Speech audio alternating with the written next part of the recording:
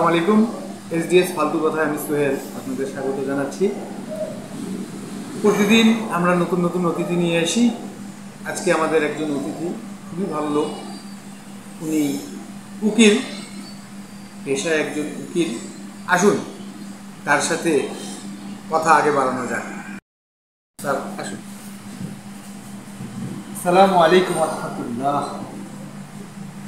আসসালামু আলাইকুম। তোমাদের অবস্থা এত বাজে অবস্থা, বাহিরে যখন আমি সিঁড়ি দিয়ে উপরে উঠতেছিলাম তখন তুমি সালাম দিলা, আমি ওয়ালাইকুম বললাম। স্টুডিওতে ঢোকার আগে তুমি আমাকে সালাম দিলা, আমি ওয়ালাইকুম বললাম। এখন তুমি আবার আমাকে সালাম দিচ্ছ, আমি কতবার তোমাকে ওয়ালাইকুম বলবো এটা আমাকে বলো তো।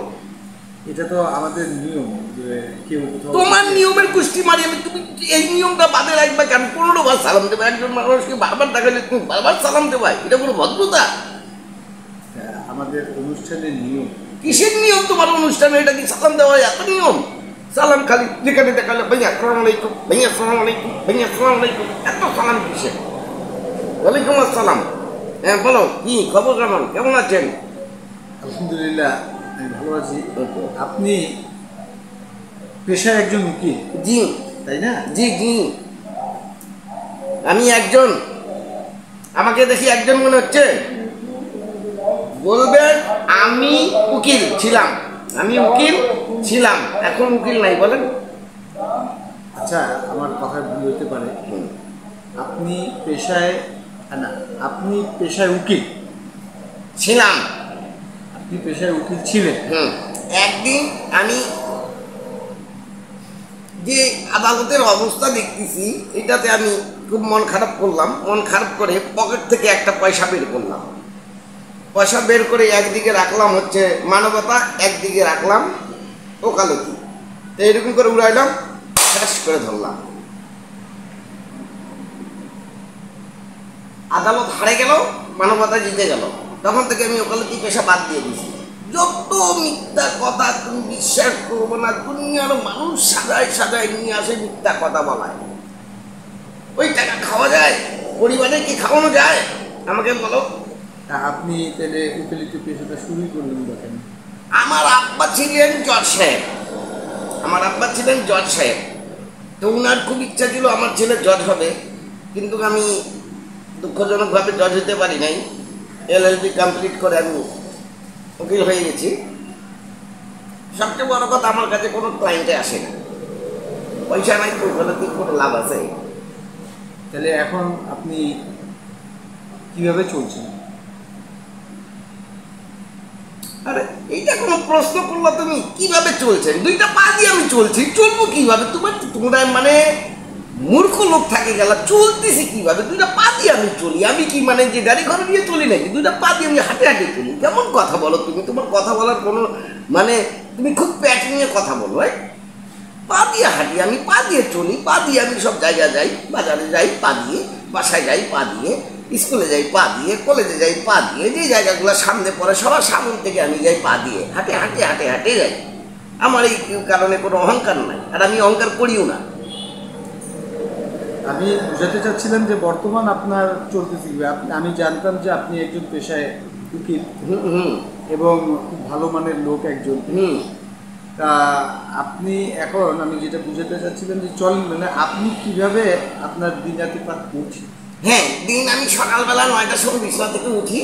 ওঠার পর ঠিক এই যে তোমার গোসল টোসল করে নাস্তা খাই। নাস্তা খাই, একটা পেপারে নিই, পেপারে নিয়ে পেপার পড়ি এবং গালাগালি করতে থাকে। এই দেশের এই অবস্থা, এটা হলো ওইটা হলো, বাজার দর বেশি, এই বেশি ওই বেশি, স্বর্ণের দাম বাড়ে গেল, গ্যাসের দাম সরকার কমায় দিল, বাজারে কমে না, এগুলো নিয়ে পড়ি আর গালাগালি করি। পরে পৃষ্ঠাটা উল্টাই দিয়ে বাইরে বের হই। বাইরে বের হয়ে অল্প ঘোরাফেরা করে আবার বাসায় আসি। দুপুরে ভাতটাত খাই, আবার ভাতটাত খাই আমি ঘুমাই পড়ি। ঘুমাই পড়ে আবার দুপুর সব দিয়ে যখন সন্ধ্যা হয় বাসায় হালকা নুডলস রান্না করে এগুলা খেয়ে আবার আমি বাইরে বের হই, বন্ধু বান্ধবের সাথে আড্ডা দিয়ে। রাত্রে 11টা 12টার দিকে বাসায় আসে, খাওয়া দাওয়া করে জুতা খুলে ঘুমাই যাই। আমার দিন এভাবে চলছে। আমি বুঝাতে পারিনি, আমি যে জিনিসটা বলতে চাচ্ছি, আপনি পেশা কি করেন? আমি পেশায় তো ওই যে উকিল, ওকালতি করতাম। রিটায়ারমেন্ট করছে, নিজে থেকে নিজেকে রিটায়ার করছে। তাহলে আপনি এখন আবার তো চলছেন কিভাবে বললে তো বলবেন যে সকালে উঠে চলি, হ্যাঁ হাঁটি, তাহলে এটা আপনাকে কিভাবে বুঝাবো? আমি তো প্যাচালা লোক না, আপনি তো দেখি প্যাচ করছেন। আমি তো উকিল, ঘটনা শোনো, আমি তো উকিল ইওর অনার, আপনি কথা আমার বুঝতে পারছেন না? আমি তো না। আরে প্রথমবার তোমাকে কেউ সম্মান করলো, ইওর অনার বলছে, তারপরে তোমার মানে ওই যে কুত্তার পেটে ঘি হজম হয় না ওই অবস্থা, তোমার কি সম্মানটা কি ভালো লাগলো না? আমি তোমাকে সম্মান দিলাম, সবাই সোহেলিয়া সোহেলিয়া করে কয়, এটা ভালো লাগে নাকি? গালাগালি করে, আমি জানি তুমি একদম মানুষকে ডাকে অপমান করো, আমি তোমাকে সম্মান দিয়ে কথা বলতেছি, তুমি আমার সম্মানটা বুঝতে পারছো না, সম্মান রক্ষাই করতে পারছো না। ঠিক আছে ইওর অনার, আপনার সম্মানের জন্য ধন্যবাদ। তাইলে আপনি বর্তমানে কিছুই করেন না? আমি আবার একই কথা কম, আমি তো করতেছি, প্রকৃতির ডাকে আমি সারা দিই, তারপর হচ্ছে নাস্তা পানি খাই, সারাদিন ঘোরাফেরা করি। ও ঘোরা কথা দিয়ে মনে পড়ে গেল, আমার বাবা বেড়াইতে গেছিলেন, তো ওখানে আমার আব্বাকে একটা মেয়ে পছন্দ হয়ে গেল। উনি আপনার আম্মা? শোনো, ঘটনাটা শোনো আগে। তো মেয়েটার বাবা ছিল সেই হচ্ছে সুপ্রিম কোর্টের প্রধান বিচারপতির মেয়ে। তোমার থেকে আমার বাবা, ধরো তোমাকে 3 ভাগ করলে যতটুকু হবা ততটুকু আমার বাবা, আমার মার ওজন মোটামুটি ধরো যার সাথে বিয়ে হওয়ার কথা সে 175 কেজির মতো হবে। এখন উকিল দেখলেন, মানে প্রধান বিচারপতি দেখলেন যখন ছেলে পছন্দ হয়ে গেছে আর মেয়েও পছন্দ করছে, তখন তারা বিয়ে করাই দিলেন। করাই দেওয়ার পর সেই সময় তো আর তোমার ওই যে গাড়ি ঘোড়া এগুলো তো ছিল না, ঘোড়া ছিল, গাড়ি ছিল না, পালকিতে করে নিয়ে আসতো।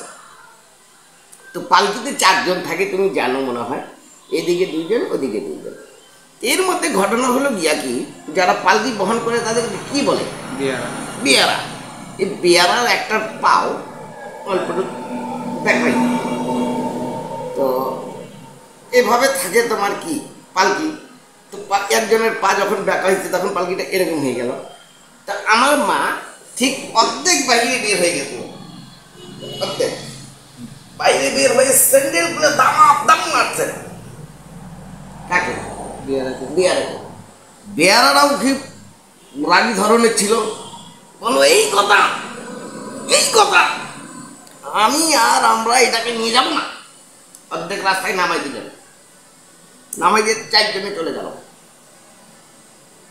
এখন আমার বাবা পড়ছেন বিপদে, আর মাকে নিয়ে যাবেন কিভাবে?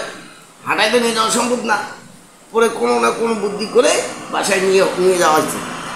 ঘটনা হচ্ছে, মজার ঘটনা তোমাকে বলি, আমার বাবা আমার বাসায় সবগুলো পিতলের জিনিস, পিতল চেনো তো? কাঁসা পিতল। হ্যাঁ, পিতল কাঁসা, প্রাণ করে মারে, ঝিং করে আওয়াজ হয়, এরকম করে মারে, আওয়াজ হয়, এরকম মারে, আওয়াজ হয়। আর আমার বাবা মানে এগুলো খুব পটু, এদিকে মারাতে এদিক ঘুরে যায়, এদিক মারে, এদিক ঘুরে যায়, কখন উপরে মারছে, নিচে নামে যায়, নিচে মারলে উপরে ঝাঁপ মারে।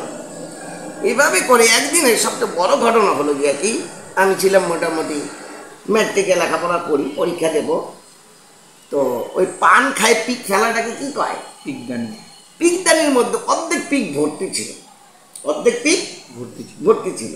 তো আমার মা খুব রাগী মানুষ, রাগ হয়ে দিয়ে চালায় কি পিকদানি চালাই মারছে না, আমার একবার পুরো মুখ, আপনার মুখ।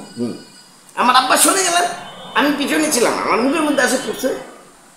আমি যাই হোক, আমি মুখটুকু মুখে আম্মাকে কইলাম 10 টাকা দাও, স্কুল যাব। তো খুব খারাপ ভাষায় গালাগালি করে বলছেন, প্রতিদিন 10 টাকা করে লাগে তোর, 10 টাকা দিয়ে কি করিস? কিছু কিনে খাই। এইটা আমার পরিবারের ঘটনা। লাগাতার 1 বছর আমার মার বংশের সবাই শুকরিয়া নামাজ আদায় করছে যে আমার ঘরের বিপদ গেছে যার বাসায় তার বাসায়, সে বুঝতে এখন, বুঝতে পারছো? আর তুমি বলো আমি কি করি, কিভাবে চলি? এভাবে চলি আমি, পানের পড়ে, পিতল কাঁসার জিনিস মুখে এসে পড়ে। এখন আমার বাবা এখন জজ নাই, তারপরে উনি একটা ওই আসার সময় রিটায়ারমেন্ট করার পরেই নিয়ে আসছেন ওখান থেকে হাতুড়িটা, বসে থাকেন অর্ডার অর্ডার অর্ডার। আর আমার মা বাজারের ব্যাগ দিয়ে দেন, আলু নিয়ে আসো, বাটার নিয়ে আসো, পেঁয়াজ নিয়ে আসো, মরিচ নিয়ে আসো, ধনিয়া পাতা নিয়ে আসো, আটা নিয়ে আসো, ময়দা নিয়ে আসো, আর অর্ডার অর্ডার অর্ডার। বুঝতে পেরেছেন না? আমি অনুষ্ঠানে আপনাকে ডাকছি, আপনি একজন অ্যাডভোকেট মানুষ, আপনি অ্যাডভোকেসির ব্যাপারে কিছু ভালো মন্দ কিছু বলবেন।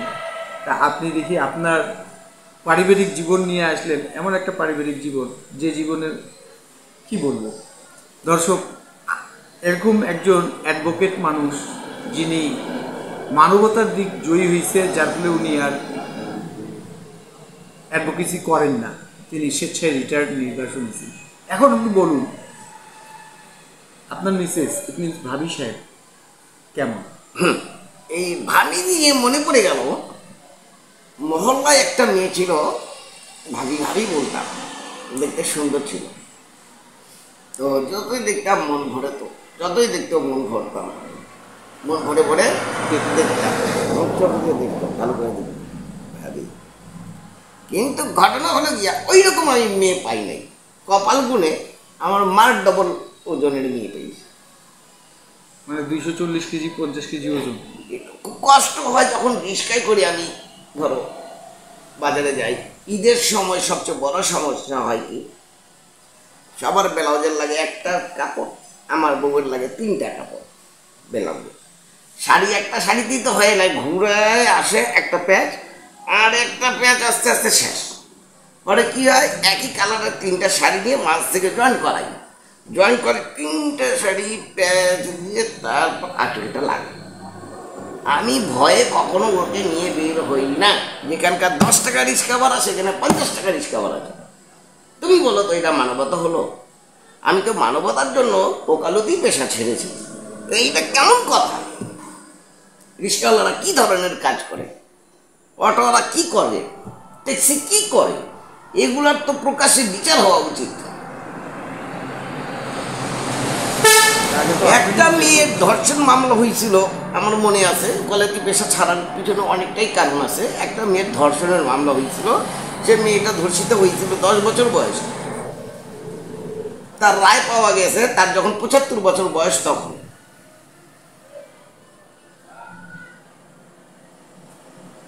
এখন দেখো, জজরা থাকে ছোট বাড়িতে, উকিলরা থাকে ছোট বাড়িতে, জজ থাকে তার থেকে অল্প বড় বাড়িতে, তারপর হচ্ছে প্রধান বিচারপতি থাকে তার থেকে আর অল্প বড় বাড়িতে, ঠিক আছে।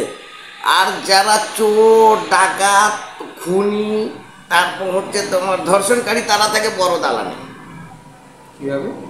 জেলখানায়। তুমি তো দেখা যায় বেদম মার্কা মানুষ, তুমি চেনো না কিছু, তুমি কেমন কথা, তুমি একটা মানুষ যেন না, তুমি এটা জেলখানা কি ছোট জায়গা? বিশাল বড় দালান, ওই দালানের মধ্যে কত সিকিউরিটি দিয়ে ওদেরকে হেফাজতে রাখা হয়। তুমি এগুলো বিষয় কখন ভুলবা কও? আসলে তোমরা তো ওকালতি পেশা করো না, তোমরা জানো না। ওকালতি পেশাটা খুব কঠিন একটা জিনিস, এত সহজে ওকালতি পেশা করা যায় না। ওকালতির মধ্যে অনেক ধরনের মারপেট আছে, ওকালতিতে হাত উঠে লাগিও না। আমার কথা বোঝেন আপনি। আপনি আমার অনুষ্ঠানে আসছেন, আমাকে সম্মান দিচ্ছেন, এর জন্য আপনাকে অসংখ্য ধন্যবাদ। আমি অবজেকশন অবজেকশন ধন্যবাদ কিসের? তুমি আমাকে ডেকেছো, আমি এসেছি। আমার কোনো সময়ের কোনো মূল্যবান আমার সময় নাই। তুমি আমার সাথে সারা রাত কথা বলতে পারো। আমার তো ভালোভাবে যে একজন মানে পার্টনার পাওয়া গেছে, তার সাথে আমি কথা বলে আমি রাত পার করতে পারবো। কারণ আমি সিদ্ধান্তহীনতায় ভুগি, বাসায় যাই ভালো লাগে না, এই লাগে না, সেই লাগে না, টিভি দেখতে ভালো লাগে না, ভাত খেতে ভালো লাগে না, ভর্তা খেতে ভালো লাগে না, শুটকি ভর্তা দিয়ে আরও ভালো লাগে না। এভাবে করে করে জীবন পার করতেছি। এখন দেখছি তুমি পাওয়া গেছে, তোমার সাথে আমি সারা রাত থাকি। তুমি বলতেছি আমি মূল্যবান সময়। আমার কিসের মূল্যবান সময়? আমার মূল্যবান নাই তো। দর্শক কি বলবো, আমি ভালো মনে করে একজন অ্যাডভোকেটকে ডেকে নিয়ে এসেছি। ইনার মতো করেই কথা বলে যাচ্ছে, ফালতু কথা, ফালতু লোক। এখন এটা বললে উনি আমার সম্মানটাও আমার কাছ থেকে কেড়ে নেন। আল্লাহ হাফেজ।